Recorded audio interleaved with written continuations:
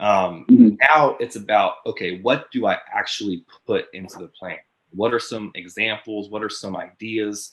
How do I even get ideas? Like most of our clients don't even have time to think about these things. That's why they hire us to do that for them on a continuous basis. But if you do, it's so important that you allocate an hour, an hour a week, or if you do it on a quarterly basis, you can batch that. You can spend a day focused on your branding or your marketing, branding, and advertising. It's so important to do that if you're not already. But these are some actual examples that I want to show you guys to use. Let me see.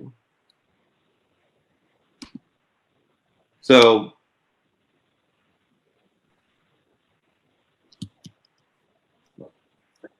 and the beauty of this time that we're in, guys, is these kinds of things, these quarterly marketing objectives are, I know how it is. They're the first things to go to the back of the line because they don't directly or immediately result in sales, right? But it's so important to have these in order to build a actual pipeline and in order to nurture and engage and delight your database. This is the time now to build this out.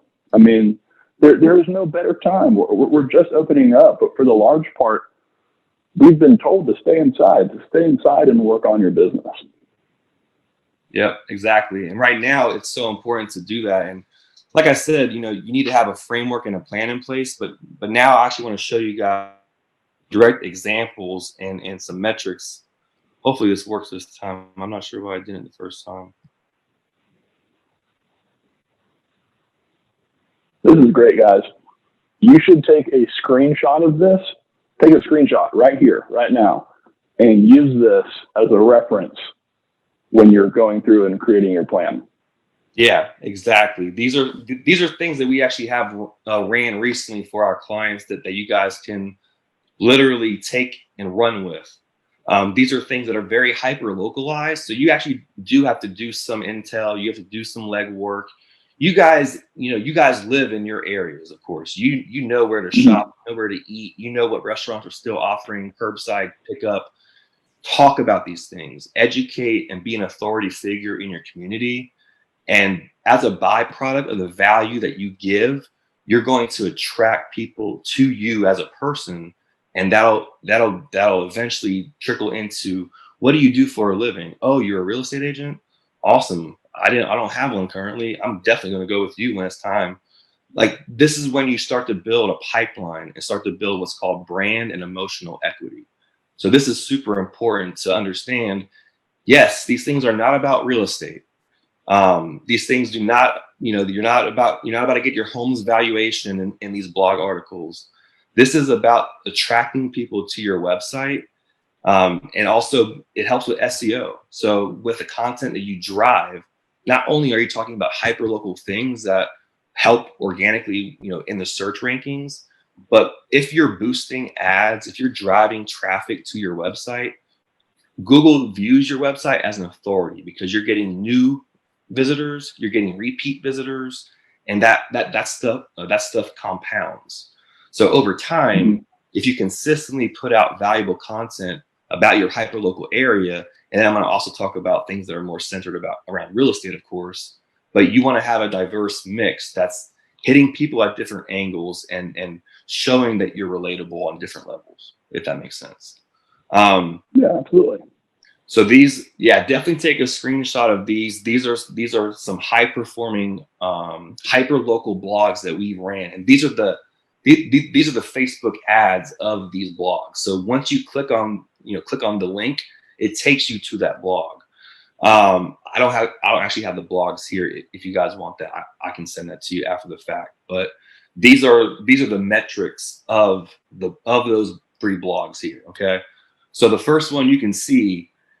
It reached almost 10,000 people. It was shown to almost 17,000 people, but it got 622 link clicks.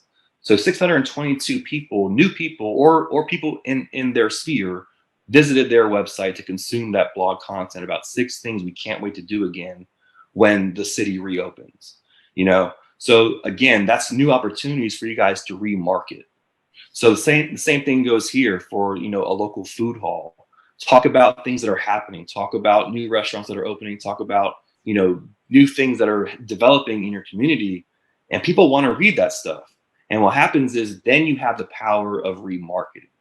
And that's when we're going to talk Mhm. about, how do we make sure that we're capturing these people. And you can see my pro tip down here.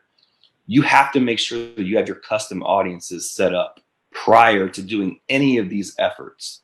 And I'm gonna jump right into ads manager so you guys can see, because I wanted to make sure to go through this step, because this is like a really. Yeah. Let's spend some time on the custom audiences, because I think there's a lot of misinformation about what can and can't be done on Facebook custom audiences, and I want people to understand how powerful they are even after the limitations placed on them by HUD. Yep, exactly. So like you can see here, like these are articles that are written for the community, where we can be a little bit more broad based. We can, have that 15-mile radius. And again, we're giving valuable content. It's not a locked blog. It's not, we're not requiring someone to unlock a blog about what, a cleaning checklist. We want people to consume this content, to enter into, to have more opportunities down the road.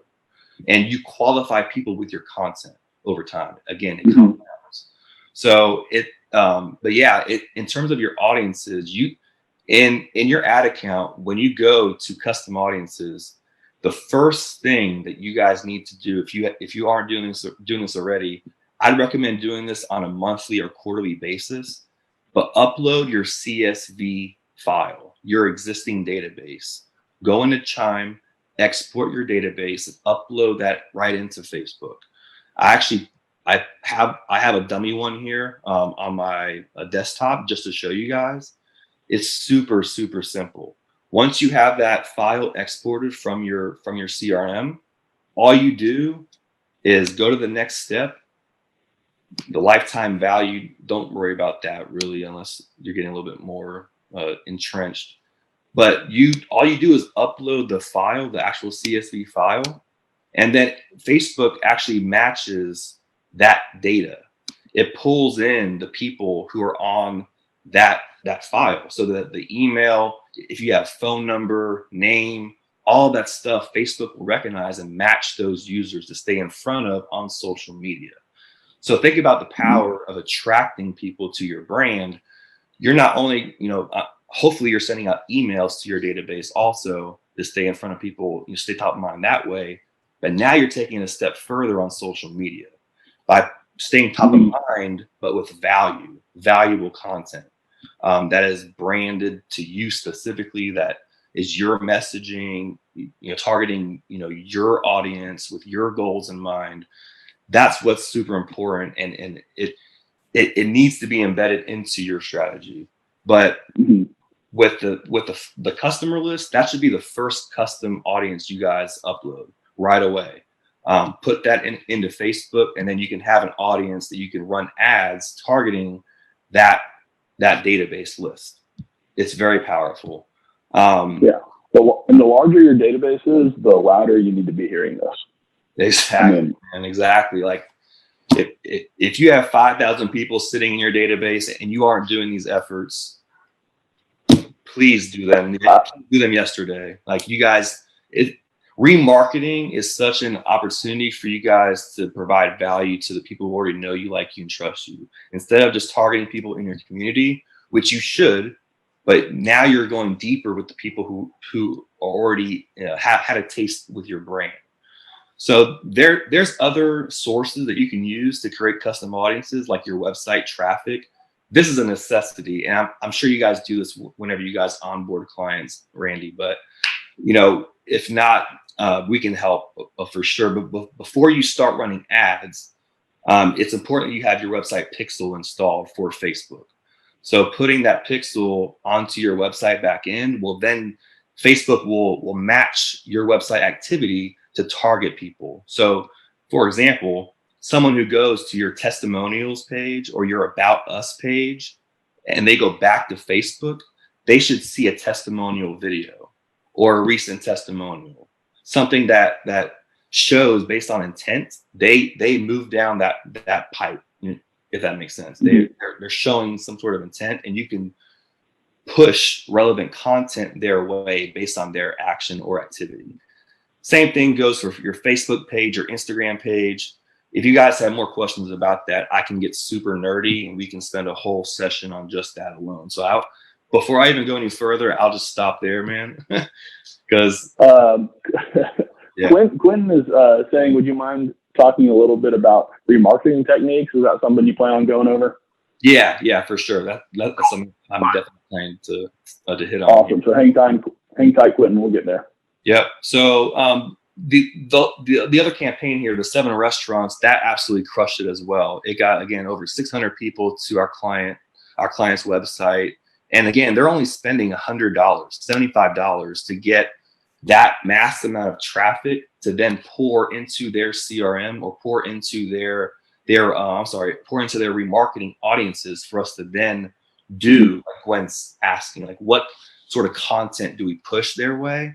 We can push relevant content based on their actions, like I was saying. So you can have campaigns that are set up in the background that are already running ongoing that say when someone visits your IDX page or a certain listing, we can show other listings that are like that. And that's called a dynamic remarketing ad. You can have ads from your IDX that show relevant homes, kind of like when you go to Amazon and go back to Facebook, you get targeted like crazy with that exact product. That's the same technology Facebook has rolled into real estate. So you can target people based on their actions and activity, not only on your website, but also your IDX. So that's where the power of remarketing really comes into play. Is you can run ads based on when someone's looking at a 2-bedroom home in a certain area. When they go back to Facebook, they'll see 2-bedroom homes in that area, and for 7 or 14 days, or until they show other sort of intent. And all of you Chime clients have a head start on this because your customer database has that information, does it not?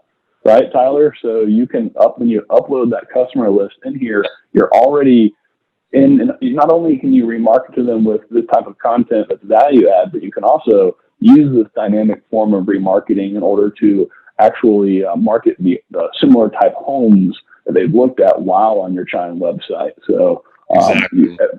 you've got a head start, even, I would say. So yeah, man. I mean, this is huge.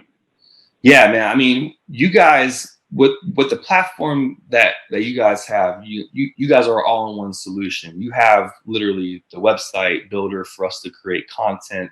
You have the IDX, which is really world class, and then the CRM tied in together. It's an amazing, comprehensive solution that allows us to get results for our clients. It puts us in a better position. So, with dynamic remarketing, that only supercharges our efforts because it's capturing people based on intent and action. And then we also have other campaigns that are running that are capturing, we're hitting people in other areas of nonstop value. And as long as you're providing value and not being spammy or salesy, you can sleep well at night. You understand that you're coming from a place of contribution and you have empathy with your marketing. And if someone gets offended, they get offended. Then you aren't going to work with them anyway. You want to build brand promoters and go deeper with the people. Don't worry about going so wide. As long as you go deep, you're going to naturally go wide based on referrals and based on brand promoters. So just go deep with the people who are already in your sphere, people that you've worked with. Reach back out, like do these remarketing campaigns that put you back to being top of mind. So all these stuff work together. But this is an example to the right here, Randy, of the one that we have for Boulder Home Source in Colorado. This is an example of someone, like we have this campaign running for this client, Mountain Homes. Anyone that visits a mountain home, like a filter in his IDX, when people go back to Facebook or Instagram, they see homes that are like that home that they searched, or they see things that have that track and provide value and take people down a funnel, take them down a journey that they're showing intent. And if not, that's fine. But you at least have an opportunity to be in the arena. And that's what it's all about. I love it. That's an example right there. But man, I mean, listings, this is really the lowest hanging fruit for you guys. So making sure that you guys run listing promotions that have a landing page to capture information. Chime offers beautiful pages. I'm not sure if you guys know, but Chime like recently updated their website. I had a demo with their team I think it was last week, and you have everything in your toolbox to execute these strategies to not only create custom content, but then do social media ads that capture leads. And it's all in there for you. So, I mean, like with your listings, if you have listings, you should be executing listing promotions, building a single property page, building a landing page, and running an ad. If you don't have a listing, there's ways that you can create, listicles or hot sheets, top 10 homes for sale. Or you can even ask an agent in your office if you can run a listing promotion for them, if you can actually show their home for sale. You'd be surprised at how many agents will say yes to you. For sure. Yeah, I'd be surprised in the chat if you have ever asked an agent to promote their listing.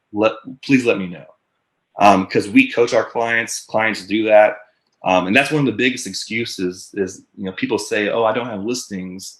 There's ways to be creative. There's ways that you can show. Even if it's a just sold, like you can show data. Like as long as your MLS allows it, you can show data of past solds or show homes that have sold recently, and you can get creative. And from a consumer's perspective, as long they don't look at who sold that home, they're seeing you pushing that content out, and they're showing or you're showing them that you have activity. It may not be your listing, but you are in the market. You know what's going on. You have a pulse on the community. So it's super important, to just be creative. And at bare minimum, you have things to talk about in your community. So there's that. Yeah, this is just the 21st century version of asking to hold another agent's open house, right? And Athena says she does it virtually. This is just taking that to the next evolution of promoting it on Facebook. This is the natural evolution of that. Yep. Yeah, and this is the other blog that I want to show you, the how to disinfect your home. This is one that we ran at the beginning of the pandemic, and obviously it was a very timely blog. It was something that people were very interested to learn about. And again, we write this content for our clients to provide value for their community. And it's totally unlocked. There's no backhand promotion. There's nothing here other than information that we got from like the CDC, that we got from other sources that we pulled from. And I'll show you guys how to do that too. But this is a blog that has performed better than any other blog we have ever written in the 5+ years that we've been in the industry, quite frankly. I've never seen a blog perform this well. It had better metrics than some of these listing promotions, which is unheard of. But you can see here. No, go ahead. I'm just saying, and look, this is people who are going down on their marketing. They've now experienced the greatest blog performance of all time, right? The agents who put their head in the sand, all of that business they may have gotten is going to this person who ran a "How to Disinfect Your House" blog post. Yep. For $100, right? All you got to do is spend $100 to attract, however many people, well over 1,000, I'm sure. So look at this, Randy. This is that first blog that I was talking to you about. There you go. I get excited just seeing this stuff, as you can tell.